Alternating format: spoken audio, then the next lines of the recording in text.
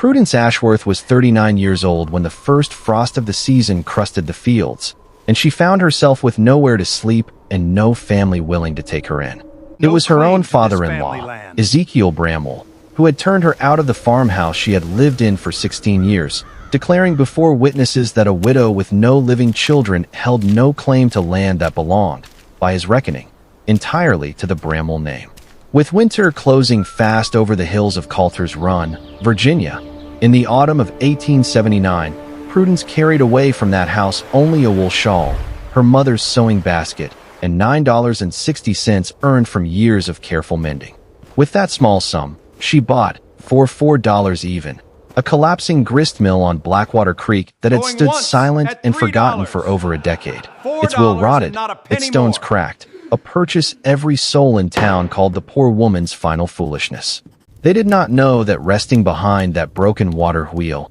hidden away for more years than anyone in Coulter's Run cared to remember, lay a family keepsake that would not only give Prudence back everything she had lost, but would also mend a wound the whole town had been quietly carrying. Settle in, and let us tell you the story of Prudence Ashworth. If you are watching this from a place that feels like the cold has already set in around you, tell us in the comments, because this story was written with you in mind. Before we begin, if you love powerful stories of forgotten heroes, hidden family secrets, and remarkable moments from history, be sure to subscribe and turn on the notification bell. We share new stories that inspire, surprise, and remind us that the past still has so much to teach us. Now, settle in as we uncover another unforgettable journey. Prudence had been born Prudence Calloway, the only daughter of a millwright named Josiah Calloway, a broad-shouldered, deliberate man who had built and repaired half the mills along the Blackwater and Shenandoah watershed in his working years,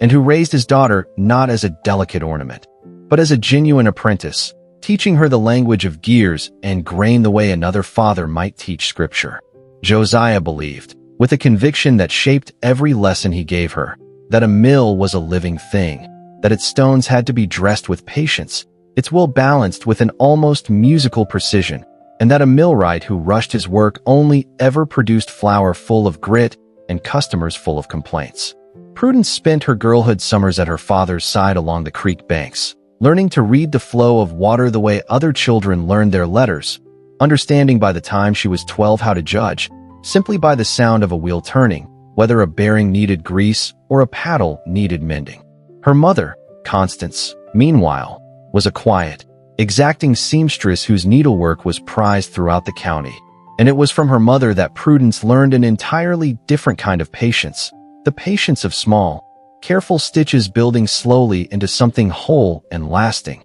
a lesson that would prove, in later years, just as valuable as anything her father taught her about millstones. Constance kept, above all things, a particular devotion to a small cedar sewing basket that had belonged to her own grandmother, a plain, unremarkable box to any outside eye, but one Constance treated with a reverence that puzzled young Prudence until she was much older and understood that some objects carry more of a family's memory than their appearance ever suggests. Prudence grew up, then, straddling two inheritances, her father's exacting mechanical patience and her mother's quiet domestic devotion, believing, without quite being able to articulate it as a girl, that value often hid itself in plain, humble things that other people were too hurried or too proud to examine closely. She married at 23 a kind but unassuming young farmer named Daniel Bramwell, second son of the prosperous and well-regarded Ezekiel Bramwell, whose family had farmed the richest bottomland along Coulter's Run for 3 generations.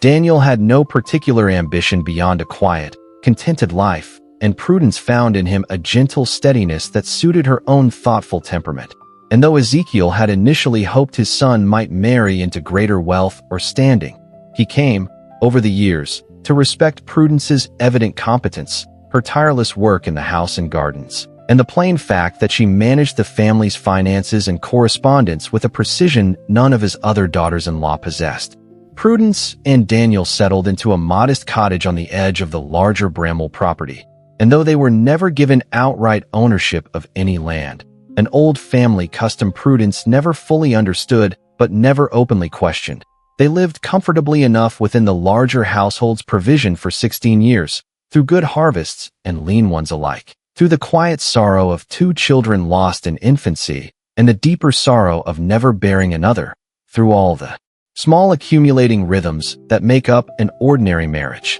Daniel, though gentle, deferred always to his father's authority in matters of property and money, a deference Prudence found frustrating at times, but never dangerous, since Daniel's own steady kindness seemed a sufficient shield against his father's occasional harshness toward the rest of the household. It was, on the whole, a life of quiet sufficiency rather than joy, but Prudence, raised to find worth in humble, unremarkable things, had made her peace with it, tending her garden, mending the clothes of half the Bramwell household, and keeping, always, her mother's cedar sewing basket on the shelf above her own hearth, a small anchor of memory in a life otherwise governed by someone else's name. Everything changed the winter Daniel caught a fever that settled into his chest and refused to loosen its grip, and within 11 days, Prudence found herself a widow at 38, standing at her husband's graveside beside a father-in-law whose grief seemed, even in that moment, to calculate itself against practical considerations she had not yet begun to imagine.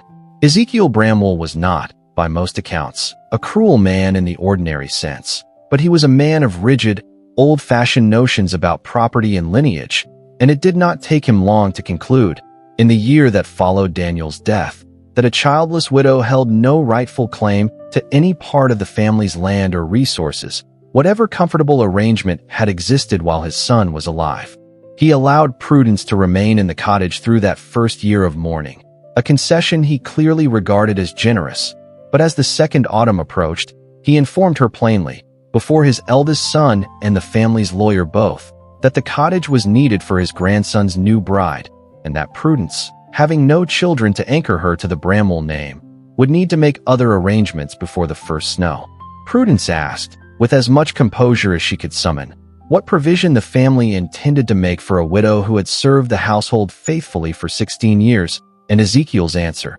delivered without any particular malice, but with an utter absence of warmth, was that she had received room and board for 16 years already, and that this, in his judgment, constituted more than fair payment for her labor. There was no ledger she could point to, no document she could contest, only the unwritten custom of a family that had never formally recognized her as anything more than a useful guest, and Prudence understood, standing in that cottage doorway with Ezekiel's words settling over her like the first true cold of the season, that dignity, once again, would have to serve where justice failed to appear. She left the Bramwell property in late October with a wool shawl, her mother's cedar sewing basket, and $9.60 she had managed to save from years of mending other people's clothes. Coins she had kept hidden in the lining of that very basket precisely, because some quiet instinct had always told her a woman ought to keep something apart, something entirely her own.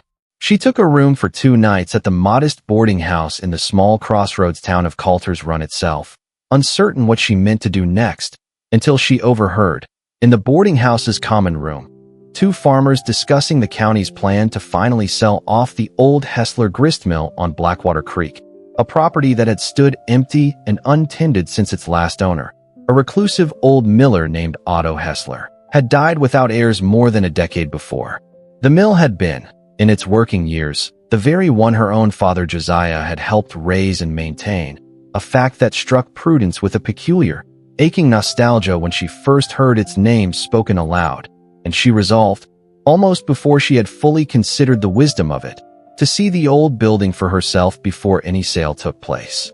The Hessler Mill, when Prudence walked out to it the following morning along a creekside path grown wild with a decade's neglect, looked exactly as forsaken as its reputation suggested, its great wooden will hanging motionless and rotted on one side, its roof sagging under years of accumulated leaves and snow melt, its stone foundation stained dark with moisture and creeping moss. And yet, standing before it, Prudence felt something her father had taught her to recognize decades before, an instinct for the bones of a structure beneath its ruined surface, and she saw, beneath the neglect, a mill that had been soundly built, its main timbers still true, its stones, when she pried open the door and stepped inside, still resting properly in their beds despite the dust and cobwebs of 10 idle years. When the county auctioneer, a brisk, businesslike man named Harlan Pruitt, opened bidding on the property 3 days later at the courthouse steps. No one else in the gathered crowd raised a hand at any price, since the general opinion held that repairing a mill of that age and neglect would cost far more than the building or its water rights were worth,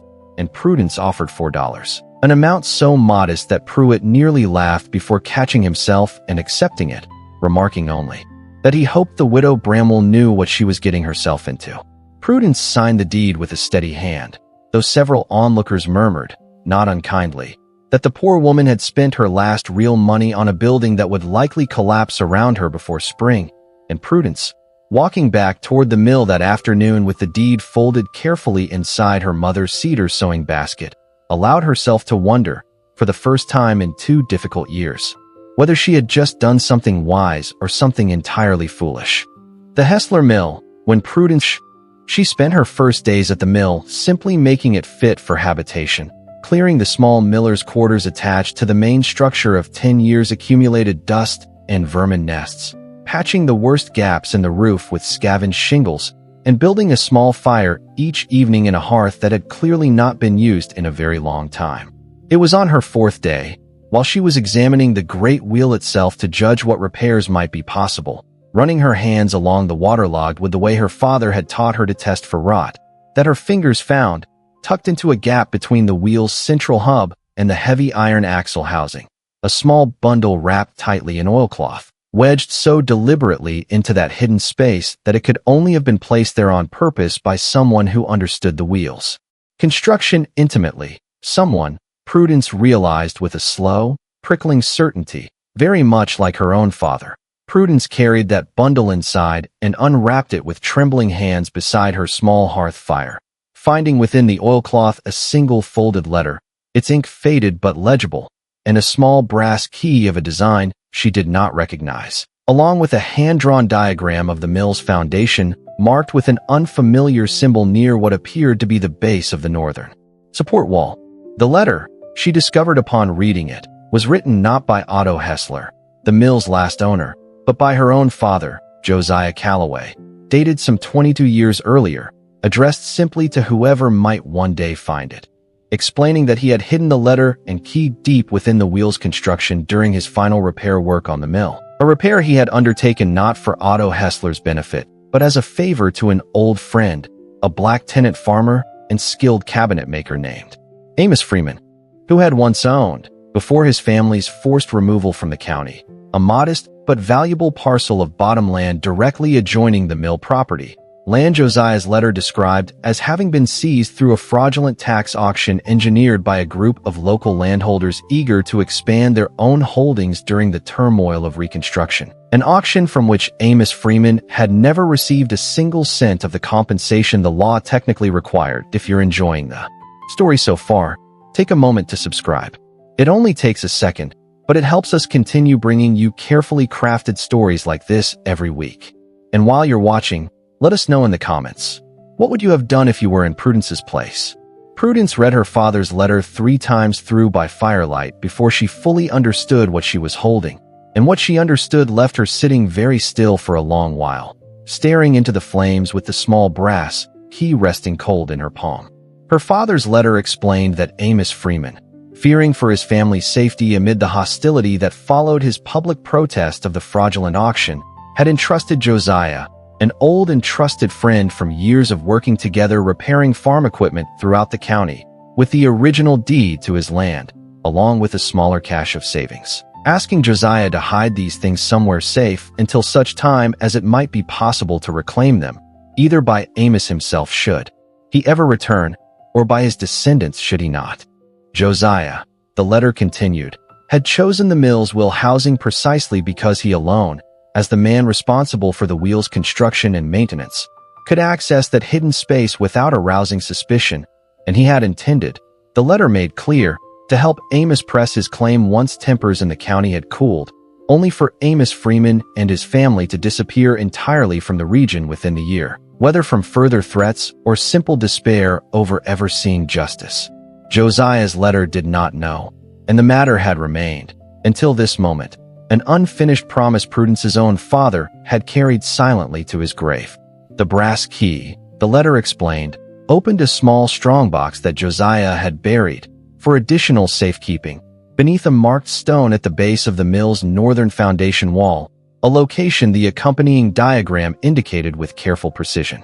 Prudence spent the better part of the following morning working loose the indicated stone with a borrowed spade, her heart beating with an anticipation she had not felt in years, until she uncovered a small iron strongbox that the brass key opened with a stiff but satisfying click, revealing within it the original deed to Amos Freeman's bottomland parcel, $41 in old coin, and a second letter, this one written in Amos Freeman's own careful hand, describing the circumstances of the fraudulent auction in detail and naming, with unmistakable clarity, the men responsible for engineering it, chief among them a young, ambitious landholder named Reginald Bramwell, the very grandfather, Prudence realized with a cold jolt of recognition, of Ezekiel Bramwell, the father-in-law who had so recently turned her out into the cold. Prudence sat with these documents for the better part of a day, understanding slowly the full weight of what she had found, that her own father had spent his final working years quietly guarding a promise of justice for a wronged family,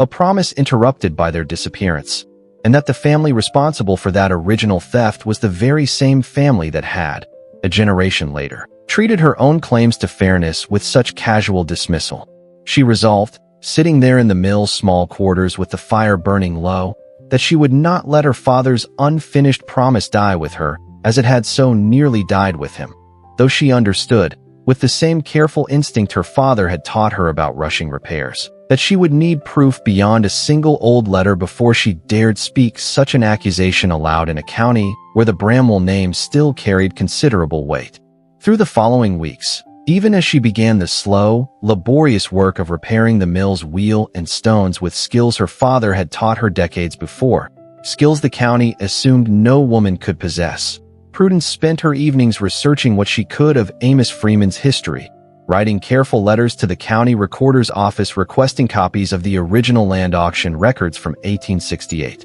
and making discreet inquiries among the older residents of Coulter's Run who might remember the Freeman family or the circumstances of their departure. It was from an elderly black blacksmith named Silas Motley, one of the few residents old enough to remember those years clearly, that Prudence learned the fuller story. That Amos Freeman had been a widely respected craftsman before his land was seized, that his protest against the fraudulent auction had indeed drawn threats against his family, and that he had fled north with his wife and 2 young children within the year, never to be heard from again in Coulter's Run, though Silas believed, from a second-hand rumor passed down through years of quiet conversation, that the family might have settled somewhere in Pennsylvania. Prudence wrote, with painstaking care, to church registries and county recorders across 3 Pennsylvania counties where free black communities were known to have grown in the years following the war, describing Amos Freeman's craft and approximate age, and it was nearly 2 months before she received a reply from a Methodist congregation in a town called Millbrook,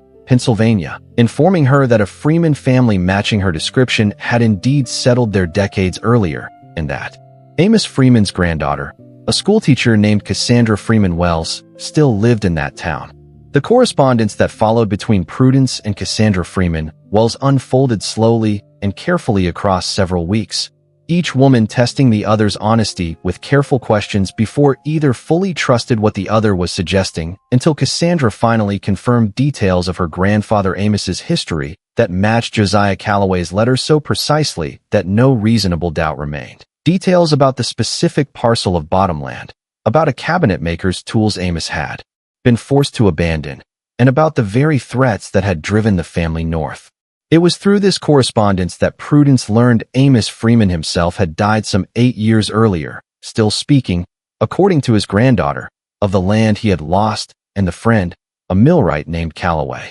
whom he had always believed intended to help him reclaim it before circumstances tore the Freeman family away from Coulter's Run entirely. Prudence found herself weeping over that detail more than any other, understanding that her own father's quiet, unfinished promise had haunted Amos Freeman across decades and hundreds of miles just as surely as it had waited, patient and hidden, inside the wheel of an abandoned mill. Word inevitably began to spread through Coulter's Run that the widow Bramwell had been asking unusual questions about old land records and the long-vanished Freeman family, and it reached Ezekiel Bramwell, as such things always seemed to reach him, within a matter of days. He arrived at the mill himself on a bitter January afternoon, his manner carrying none of the warmth he had shown Daniel's memory, demanding to know what business a penniless widow had digging through matters that predated her arrival in the county by decades. And Prudence, standing calmly in the doorway of the mill she had spent 2 months painstakingly repairing, told him only that she was researching her late father's history as a millwright, a partial truth that did nothing to ease the hard suspicion in Ezekiel's eyes. He warned her, in terms considerably less courteous than his usual manner, that stirring up old scandals about respected families' land dealings would earn her nothing but trouble in a county where the Bramwell name still commanded considerable influence, a warning that only confirmed, in Prudence's mind, exactly how much he understood was at stake should the truth of his grandfather's fraud become known. The town itself, when rumors of Prudence's inquiries spread further, proved slow to take her seriously, since Ezekiel Bramwell remained a prominent and respected figure, a deacon of the local church and a generous contributor to the county's small school, and it seemed, to most of Coulter's Run, far more plausible that a grieving, isolated widow had let old family papers unsettle her judgment than that a pillar of their community's grandfather had orchestrated a fraud against a black family.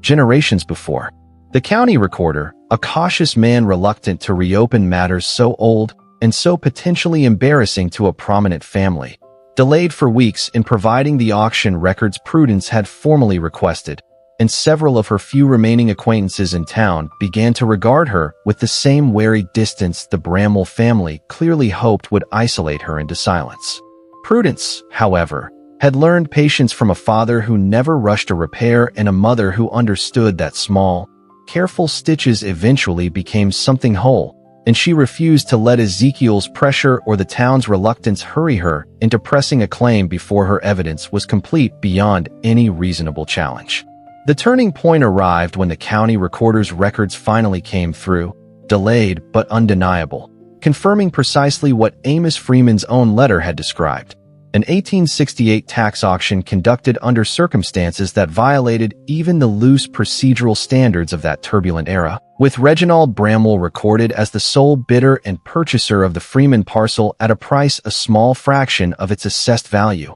a parcel that, Prudence discovered upon further inquiry, remained part of the broader Bramwell landholdings to this very day, its rich bottomland soil quietly contributing to the family's continued prosperity for 3 generations. Prudence carried this evidence, along with her father's letter, Amos Freeman's letter, and careful correspondence from Cassandra Freeman Wells confirming her family's lineage, not to Ezekiel Bramwell, but to Judge Nathaniel Corwin, the circuit judge who presided over the county's more complex civil matters, laying the full case before him with the same unhurried, methodical precision her father had once shown in dressing a millstone. Judge Corwin, a careful and deliberate man, not given to hasty judgments, spent the better part of 3 weeks reviewing the documentation, corresponding directly with Cassandra Freeman Wells to verify her account, before informing Prudence that the evidence was substantial enough to warrant a formal hearing regarding the disputed parcel's rightful ownership. The hearing, held at the county courthouse on a cold morning in early March, drew a considerable crowd, for word had spread throughout Coulter's Run that the widow at the old mill intended to challenge the Bramwell family's claim to a portion of their own land, and Ezekiel arrived composed and dismissive, prepared to characterize the entire matter as the confused imaginings of a bitter, disinherited widow, and characterization that grew steadily harder to sustain as Judge Corwin methodically presented the auction records, Josiah Calloway's letter, Amos Freeman's own account, and finally a brief but devastating written statement from Cassandra Freeman Wells describing her grandfather's lifelong grief over land and dignity stolen from him by a man whose family had never once acknowledged the wrong. When Judge Corwin read aloud the precise details matching the fraudulent auction to Reginald Bramwell's own recorded bid, a heavy silence settled over that courtroom. The particular silence of a community realizing that a family's long-cultivated respectability rested atop an injustice inflicted upon a neighbor most of them had never known existed. Judge Corwin ruled that while the original fraud could not be criminally prosecuted after so many decades, the disputed parcel's title remained legally defective, and that the Freeman family's rightful heir, Cassandra Freeman Wells, held valid claim either to the land itself or to fair monetary restitution reflecting its current value. A ruling that stripped from the Bramwell estate a portion of land that had quietly enriched 3 generations of that family. Prudence could have simply stepped back once the ruling was rendered, her father's promise finally fulfilled through the court's judgment, but she felt a deeper obligation stirred by everything she had learned, and so she wrote personally to Cassandra Freeman Wells, inviting her to Coulter's Run to see the land and the mill where her grandfather's stolen deed had waited so many years, and to decide for herself what should become of it. Cassandra arrived that spring, a composed, thoughtful woman in her 40s, and stood with Prudence on the very bottomland her grandfather had once farmed, and after long consideration, she chose not to reclaim the land for farming herself, since her life and teaching position remained settled in Pennsylvania, but to accept the monetary restitution Judge Corwin had ordered, using a portion of it to establish a small scholarship fund for black students in Millbrook, and asking, at Prudence's own suggestion, that a portion also be used to restore the old Hessler Mill fully into working order as a public grist mill, jointly named in memory of both Josiah Calloway and Amos Freeman, 2 men whose quiet, unfinished friendship across the color line of that difficult era had finally, a generation later, found its resolution. Ezekiel Bramwell, faced with a ruling he could not overturn and a community that had witnessed the full accounting of his grandfather's fraud, grew notably quieter in the seasons that followed. His standing in Coulter's Run diminished not by any legal punishment, but by the simple, permanent knowledge, now shared by every family in the county,